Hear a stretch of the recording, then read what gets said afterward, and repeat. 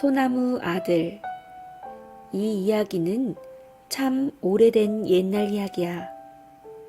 어느 마을에 사내 아이가 살았는데 아버지 없이 홀어머니 밑에서 자랐어. 그럭저럭 나이 연하문살이 되어서 글방에 다니는데 글방 동무들이 걸핏하면 얘를 놀려. 아비 없는 후레자식이라고 말이야.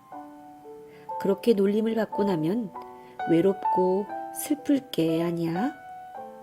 그러면 이 아이는 혼자 뒷산에 있는 큰 소나무한테 가서 놀았어.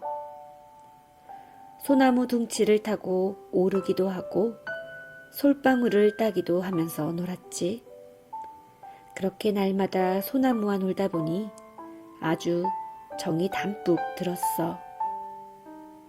정이 담뿍 들다 보니 이 아이는 소나무가 제 아버지였으면 좋겠다는 생각을 하게 됐지. 그래서 소나무 둥치를 끌어안고 아버지, 아버지 하고 불러보았어. 그랬더니 소나무가 왜 그러느냐 아들아? 하지 뭐야? 글쎄 소나무가. 그 다음부터 이 아이는 아주 소나무를 제 아버지로 삼고 지냈어. 그러니까 소나무 아들이지. 소나무 아들은 글방 공부만 마치면 하루도 빼놓지 않고 아버지를 찾아갔어. 아버지, 그러니까 소나무한테 가서 둥치를 끌어안고 아버지, 아버지 하고 부르면 소나무는 오냐, 글방에서 공부 잘했느냐? 하고 반겨주지. 날마다 이렇게 만나서 이런저런 이야기도 나누고 하니까 외롭지도 않게 됐어. 그렇게 살다가 하루는 소나무 하는 말이 오늘 밤에 큰 비가 와서 큰 물이 질 테니 오늘은 집에 가지 말고 내 등에 올라타고 있어라. 하거든. 그 말대로 했어. 그랬더니 그날 밤에 정말로 큰 비가 쏟아지는데 얼마나 사납게 쏟아붓는지 금세 동네가 물에 잠기고 산에까지 물이 차올라. 소나무 밑둥까지 물이 차올라. 그러니까 소나무가 스르르 넘어지더니 물에 둥둥 떠내려가. 소나무 아들도 소나무를 타고 물에 둥둥 떠내려갔지. 그렇게 한참 동안 떠내려가다가 날이 샜어. 날이 새고 나서도 자꾸만 떠내려가는데 가다 보니 개미떼가 새카맣게 떠내려와. 개미들이 서로 엉켜서 떠내려오는데 기운이 빠져서 곧 죽게 됐어. 불쌍해서 개미들을 다 건져다가 소나무에 태웠지. 그러고 나서 또 떠내려가는데 이번에는 멧돼지 한 마리가 물에 둥둥 떠내려와. 멧돼지도 기운이 없어서 곧 물에 빠져 죽게 됐어. 멧돼지도 건져다가 소나무에 태웠지. 그러고 나서 또 떠내려가는데 이번에는 벌떼가 왱왱거리면서 떠내려와. 벌도 기운이 빠져서 곧 죽게 됐어. 불쌍해서 벌도 다 건져다가 소나무에 태웠지. 이렇게 개미, 멧돼지, 벌을 태우고 떠내려가다 보니 웬 아이가 떠내려오면서 살려달라고 소리를 쳐. 소나무 아들이 그 아이를 건져주려고 하는데 소나무가 말려. 아서라 얘야, 짐승을 살려주면 은혜를 은혜로 갚지만은 사람을 살려주면 은혜를 원수로 갚는단다. 그래도 소나무 아들은 아버지 말을 안 듣고 아이를 건져줬어. 소나무에 개미와 멧돼지와 벌과 아이를 태우고 또 떠내려갔어. 자꾸 떠내려가다 보니 넓은 못이 나타나서 모두 거기에 내렸어. 소나무 아들도 내리고 개미도 내리고 멧돼지도 내리고 벌도 내리고 아이도 내렸어.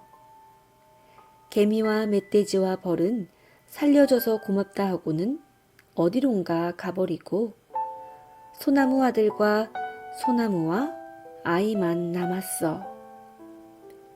어디든지 가야 할 텐데 소나무는 걸을 수 없으니까 갈 수가 없지.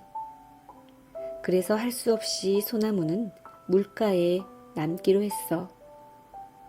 소나무 아들은 아버지에게 하직 인사를 하고 아이와 함께 걸어갔지.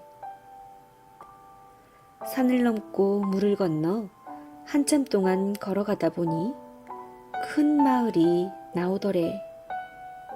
그 마을에서 제일 큰 기와집으로 가서 주인을 찾았지. 우리는 큰 물이 져서 떠내려온 아이들인데 갈 데도 없고 살 데도 없으니 이 집에서 심부름이나 하면서 살게 해주세요. 하고 부탁을 하니 주인이 그러라고 해. 그래서 둘이 그 집에서 살게 됐지. 그런데 물에서 건져준 아이가 주인에게 거짓으로 고해 바치기를 소나무 아들은 농사일밖에 모르고 저는 글 공부를 많이 했다고 그랬단 말이야. 그러니 주인이 그 말을 고지 듣고 소나무 아들에게는 농사일을 시키고 물에서 건진 아이에게는 글 공부를 시키는 거야. 그래서 소나무 아들은 날마다 힘든 농사일을 하면서 살았지. 하루는 주인이 두 아이를 불러놓고 일을 시키는데 먼저 소나무 아들더러 너는 농사 짓는 농군이니 이렇게 해라. 내가 한 섬이나 되는 좁쌀을 뒷산에 흩어 놓았으니 그걸 다 주워 모아서 한 섬지기 밭에다 심고 오너라. 하고 물에서 건진 아이더러 너는 글 공부하는 선비이니 배운 글자 1000글자를 종이 1000장에 한 글자씩 써놓아라. 하고는 누구든지 시킨 일을 먼저 하는 아이를 사위 삼겠다고 그런단 말이야.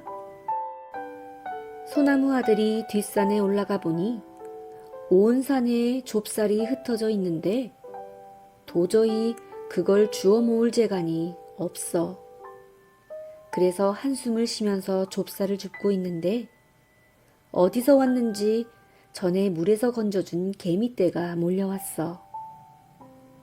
소나무 아들아, 무슨 일로 그렇게 걱정하고 있니? 그래서 사정 얘기를 다 했더니 걱정 마. 우리가 주워 모아줄 테니.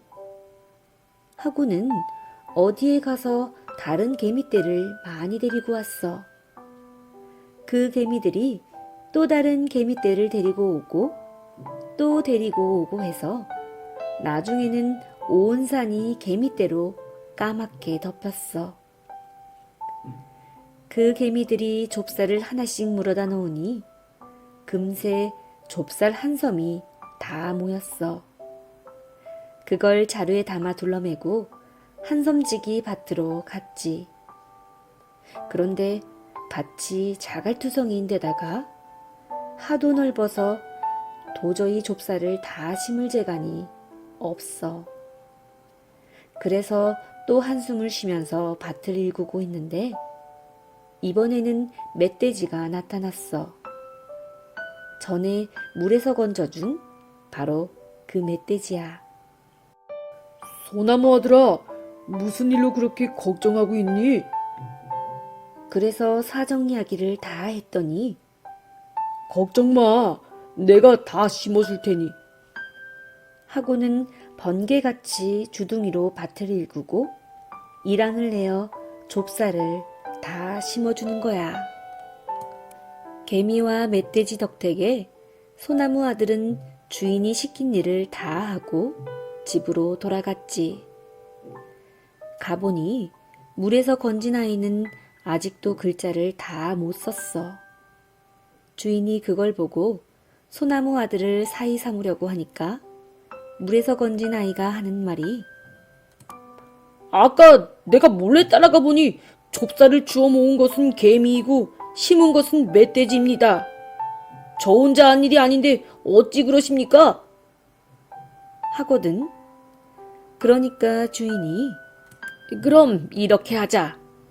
내가 똑같은 괴짝들을 가져다가 하나에는 내 딸을 넣고 하나는 비어둘 터이니 너희들 중 누구든지 뒷선을 한 바퀴 돌아와서 먼저 내 딸이 들어있는 괴짝을 여는 사람을 사이 삼겠다.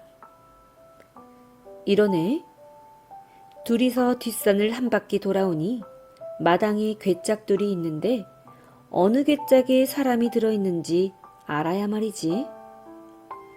그때 무엇이 공중에서 윙윙 날아와 가만히 보니 전에 물에서 건져준 그 벌떼야. 벌이 소나무 아들 귓가에 와서 소나무 아들아, 왼쪽 괴짝을 열어라.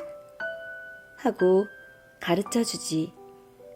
그래서 왼쪽 괴짝을 열었더니 거기에 주인집 딸이 들어있더래.